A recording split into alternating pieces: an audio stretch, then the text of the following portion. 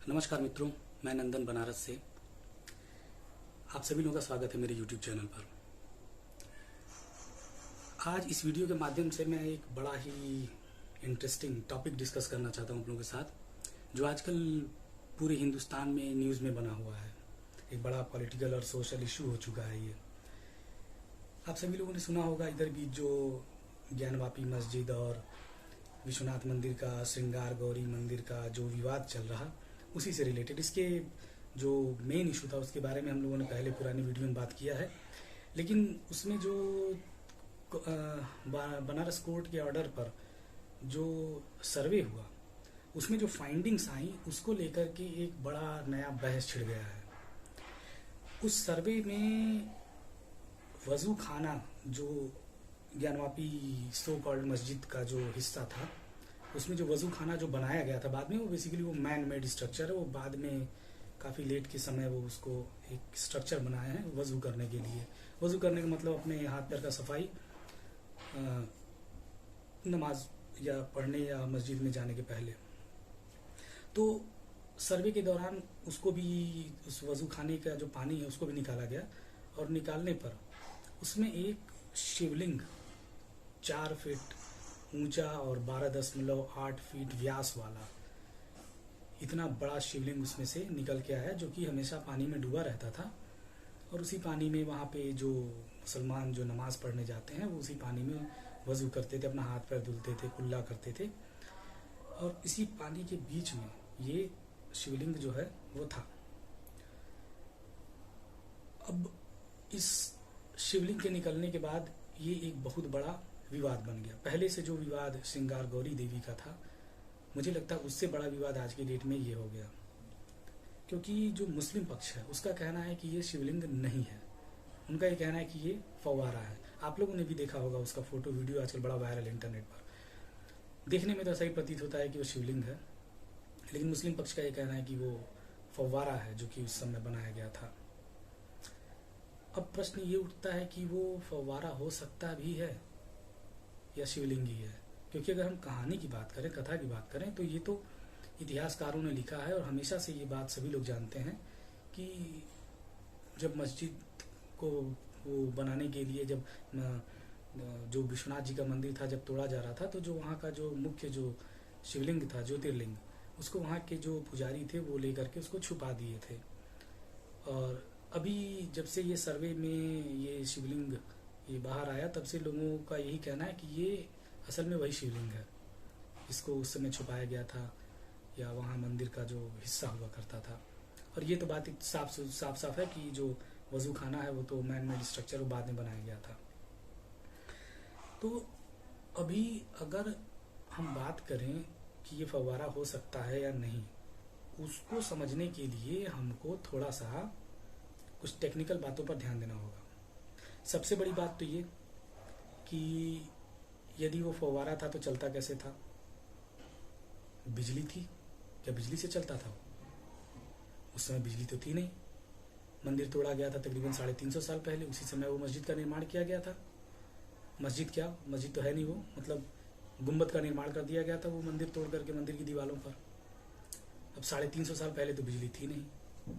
बिजली भारत में आई है 1879 में, 1879 ब्रिटिश टाइम में कलकत्ता में पहली बार भारत में बिजली आई।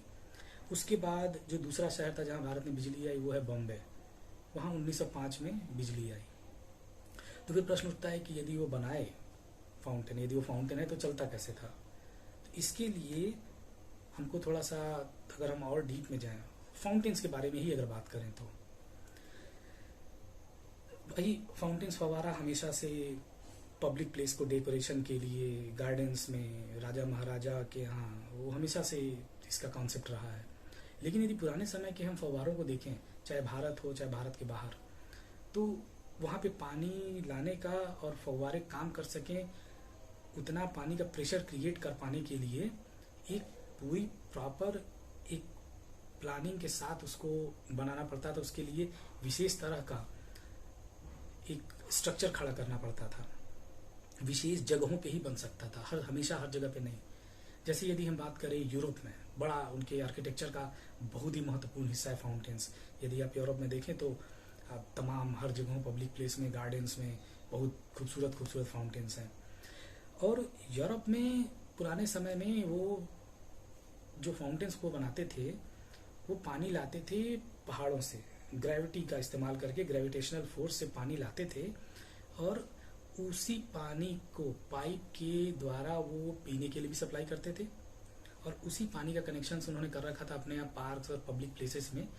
और फिर वो उसी जो ग्रेविटेशनल फोर्स जो जिससे पानी नीचे फोर्स में आता था, उसी फोर्स का इस्तेमाल करके वो अपने फाउंटेन्स को चलाया करते थे। इस तरीके से तो यूरोप में होता था। भारत में कुछ थोड़ा सा डिफरेंट तरीका था, क्योंकि फाउंटेन्स यहाँ भी थे हमेशा से, ऐसा नहीं कि कोई नया कॉन्सेप्ट है। भारत में जो फाउंटेन्स बनाए गए थे उनको ज़्यादातर बनाया गया था नदियों के पास में, कुओं के पास में, जो नेचुरल सोर्स ऑफ वाटर है, तालाब के पास, और वहाँ से पानी को लिफ्ट करते थे। और फिर कॉन्सेप्ट वही था कि ग्रेविटी का इस्तेमाल करके उस पानी में इतना फोर्स पैदा किया जाता था जिससे वो फाउंटेन चल सके। फिर आता है मुगलों का समय। इन्हीं के बारे में बात करते हैं क्योंकि ये विवाद भी एक मुगल शासक से ही जुड़ा हुआ, औरंगजेब से। तो देखिए, मुगलों के समय में यदि आप हिंदुस्तान में, आप लोग भी कई मुगल गार्डन्स में गए होंगे, बहुत खूबसूरत गार्डन्स हैं। और उनका जो वाटर वर्क्स का जो कॉन्सेप्ट है वो बेसिकली आप ये कह सकते हैं वो सेंट्रल थीम हो जाता है उनके गार्डन का।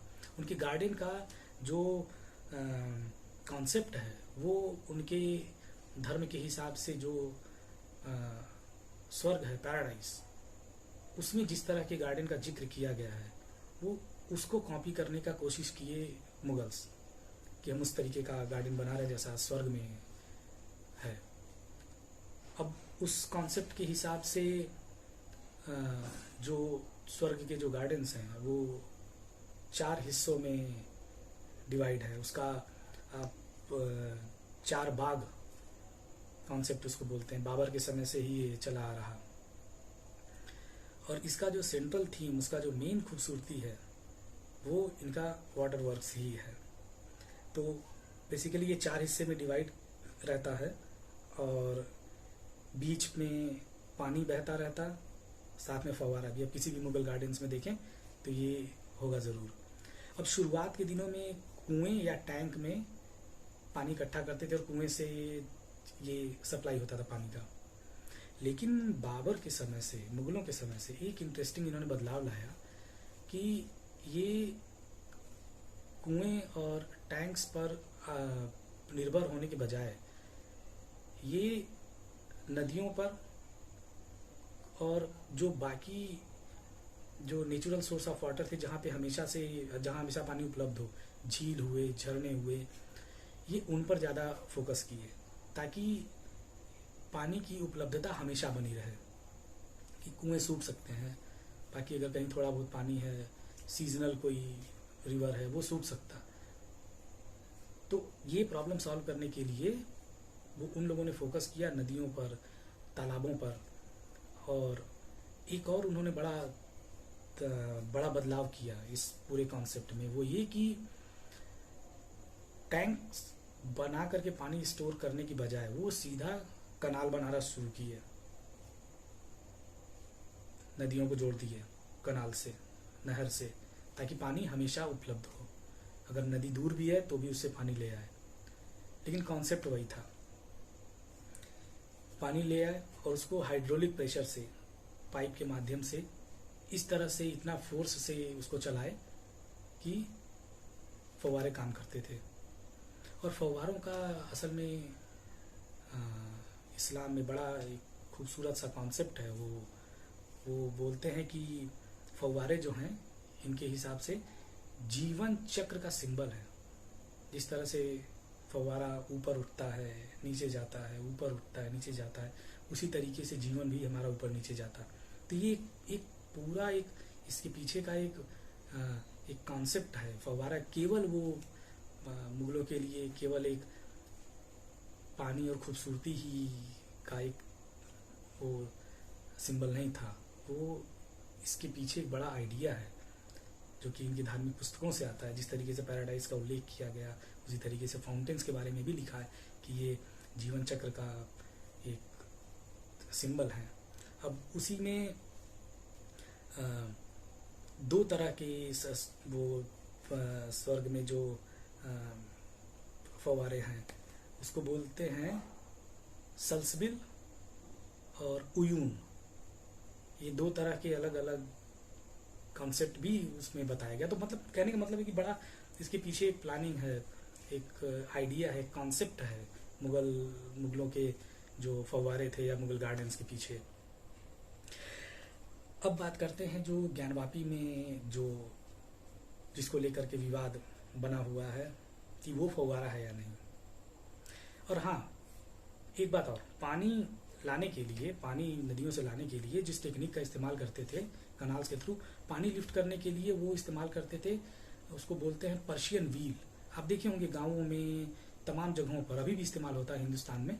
वो एक बड़ा चक्का नुमा एक स्ट्रक्चर होता है जिसमें पानी को लिफ्ट करने लायक बाल्टी टाइप का कुछ वो अटैच होता है, कई कई पीस, और जानवर से उसको चलाते हैं। वो इस तरीके से रन करता और पानी को नीचे से लिफ्ट करके वो ऊपर लेकर आएगा और फिर वो कनाल के माध्यम से इरिगेशन में या जहाँ भी इस्तेमाल करना हो करे। तो यही सेम कॉन्सेप्ट था पर्शियन व्हील का उनके समय में भी, पानी को लिफ्ट करने के लिए। फिर कनाल से फिर वापस ला करके टैंक में या जैसे ऊंचाई पर से प्रेशर से उसको फाउंटेन में इस्तेमाल करते थे। अभी अगर हम ज्ञानवापी में जो स्ट्रक्चर मिला उसकी बात करें तो एक बड़ा स्ट्रांग पॉइंट ऑफ व्यू है, ये है उसमें, जो कि ये प्रूव करता है कि वो फाउंटेन तो नहीं हो सकता किसी भी हालत में। यदि आप ज्ञानवापी का स्ट्रेटेजिक लोकेशन देखें, देखिए बनारस जो है वो 3 हिल्स पर बना है। वो इस तरीके से पूरा जो आर्किटेक्चर है शहर का, वो 3 हिल्स पर बसा हुआ शहर है ये। यदि आप नदी किनारे या टहलें या नाव से जाएं तो भी आप देखेंगे कि दक्षिणी हिस्सा जो है 80 घाट के आसपास का हिस्सा वो थोड़ा फ्लैट लैंड पे है, फिर वो ऊपर हिस्सा जाता है, फिर वो नीचे उतरता, फिर दशाश्वमेध के आसपास ऊपर नीचे, फिर उसके बाद फाइनली वो चौक पंचगंगा घाट वाला क्षेत्र और राजघाट के पास जाकर के वो टीला नुमा। तो ये 3 टीला है इस पर काशी शहर बसा हुआ है। अब उसमें ज्ञानवापी की जो लोकेशन है, आप उसको ये कह सकते हैं कि सेंट्रल के बाद और नॉर्थ का बिगिनिंग वाला जो लोकेशन है वो है जो कि बनारस के सबसे ऊंचाई वाला हिस्सा है, वहां पर है वो।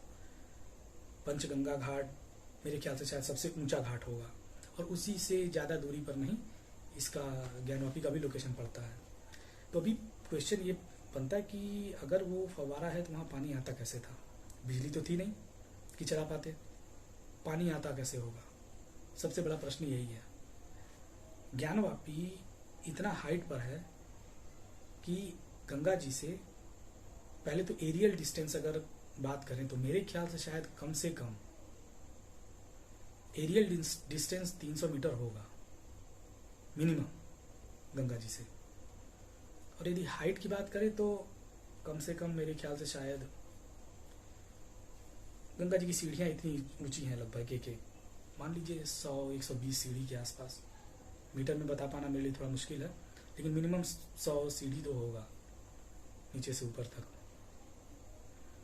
अब गंगा जी से पानी लिफ्ट करेंगे, वो भी इस कंडीशन में ऐसा 100 सीढ़ी इम्पॉसिबल है।